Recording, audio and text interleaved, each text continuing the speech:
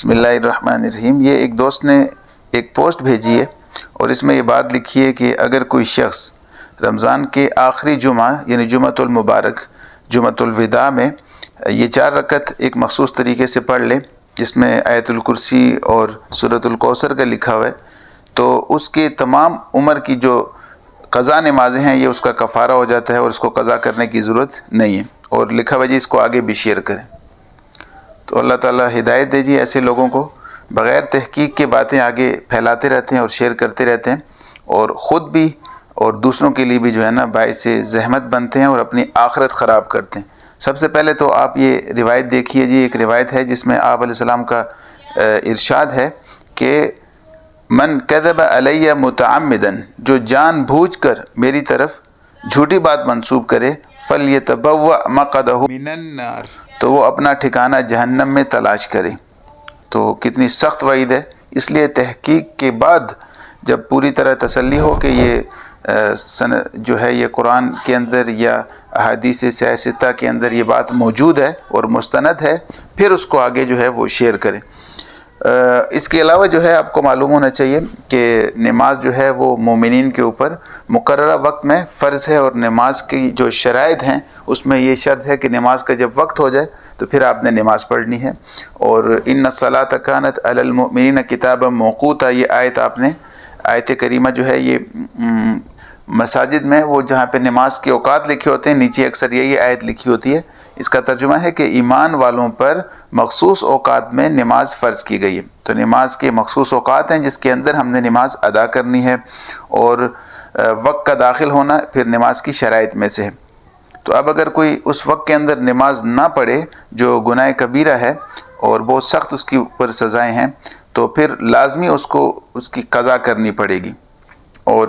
قضا جو ہے یہ احادیث سے مختلف احادیث سے ثابت ہے کہ نماز اگر آپ سے رہ جائے تو اس کی آپ نے قضا کرنی ہے۔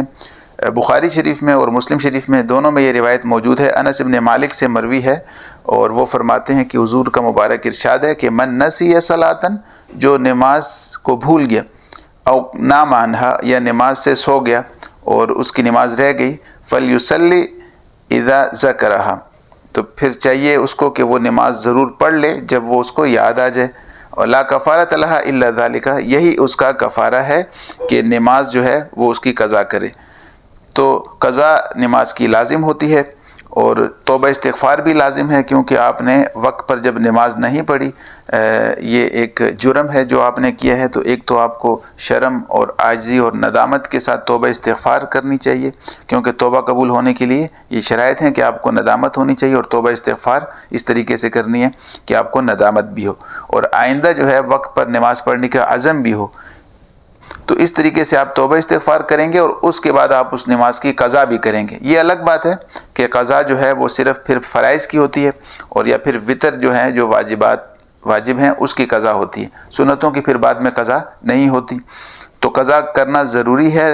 اور من نسی صلاۃً او نام عنہا، جو نماز کو بھول جائے، غافل ہو جائے، یا نماز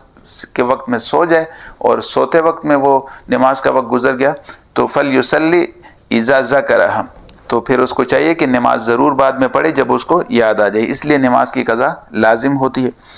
اور بعض اوقات جو ہیں ہمارے ذمے بہت ساری نمازیں قضا ہوتی ہیں کہ مختلف ماحولوں میں رہنے کی وجہ سے جو ہے نا ہم غفلت کی زندگی گزارتے ہیں، بعد میں ہمیں کوئی ایسے موقع ملتا ہے کسی اللہ والے کی صحبت میں بیٹھنے سے یا کوئی احادیث سننے سے کہ ہم عزم کر لیتے ہیں کہ آئندہ ہم ساری نمازیں پڑھیں گے۔ تو گزشتہ جو نمازیں ہیں اس کی قضا کیسی کریں، قضائے عمری،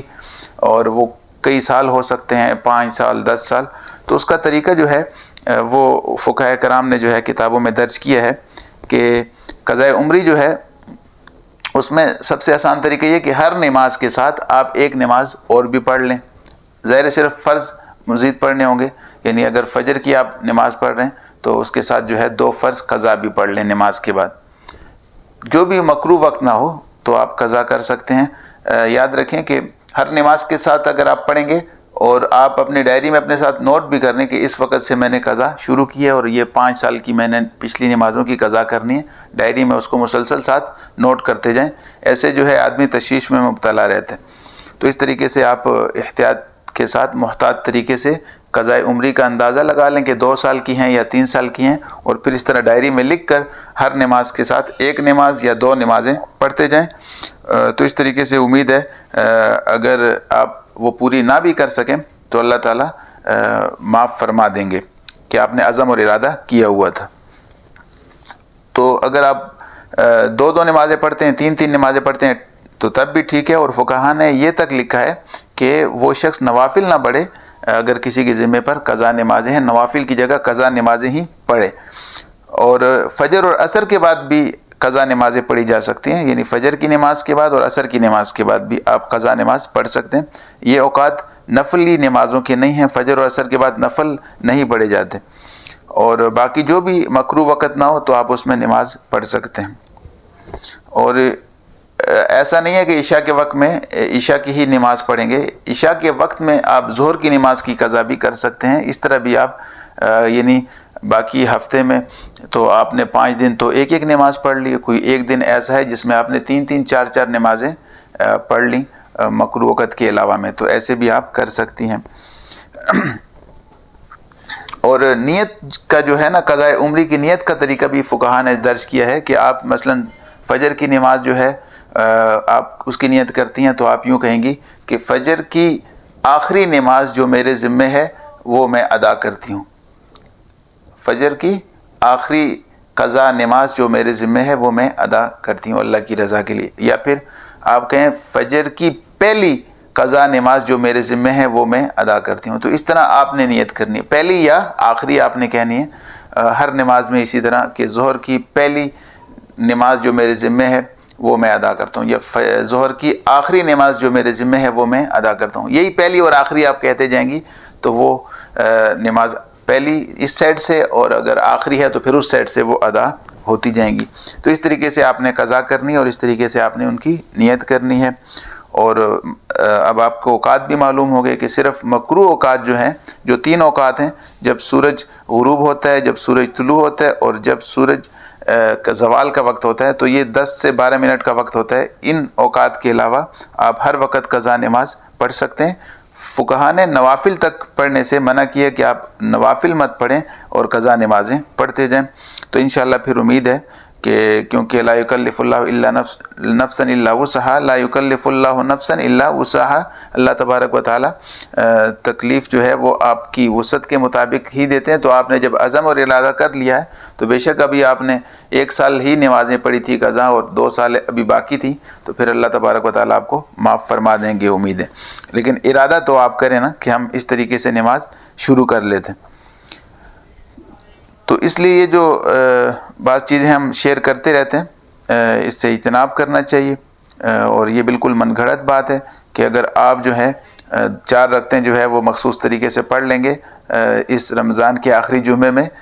تو ویسے آخری رمضان کا آخری عشرہ اس کی بڑی فضیلت ہے، اور جمعے کے دن ویسے اس کی بھی فضیلت ہے، وہ اس سے انکار نہیں ہے، لیکن ایسی کوئی روایت موجود نہیں ہے، یہ بالکل من گھڑت بات ہے، اور آپ کے ذمہ قضا باقی رہتی ہے وہ آپ نے ادا کرنی ہے۔ جیسے کہ بندوں کے حقوق اگر ہم کسی سے مثلا 1000 روپے کسی کے لے لیں،